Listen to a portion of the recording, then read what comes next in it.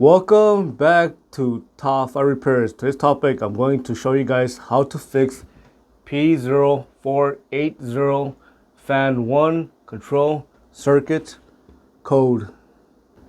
The first common reason why you're getting P0480 code is because maybe you have a failing electric cooling fan.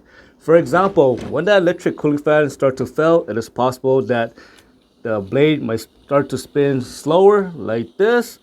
And when it starts to spin slower, it's because the electric motor is starting to fail. When it starts to fail, you might actually hear noise coming from it, such as grinding noise, maybe even buzzing noise as well.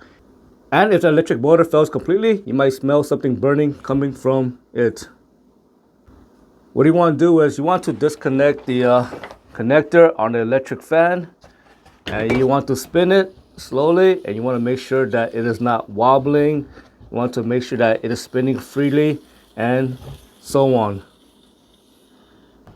Next, you want to make sure you don't have a connection issue. Make sure you check the wire on it. Make sure you check the connector on it. Also, you want to supply power to the connector and check if the electric fan is going to spin.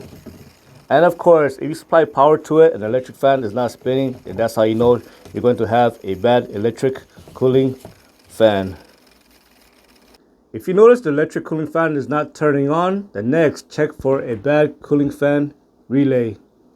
If that relay is working properly, you can actually feel a click coming from the relay when you're touching it. When you feel a click on the relay, it means that contact is closed and power is going to be supplied to the cooling fan. Also, you can use a multimeter to check for a bad cooling fan relay, and I do have a video on that topic, how to check for a bad relay. If the cooling fan relay is not the issue, then you might have a bad cooling fan switch or a bad coolant temperature sensor. To check for a bad coolant temperature sensor and maybe the sensor had failed, what you want to do is you want to get a multimeter and you want to check continuity and resistance. If you're checking the continuity and it shows OL, it means that sensor is bad. Also, you want to check the resistance on it. So you want to connect the multimeter on it, and you want to set it to ohms, and you want to put this in hot water. When the coolant temperature sensor is in hot water, the resistance should start to change onto the multimeter, and make sure to compare it to manufacturer spec.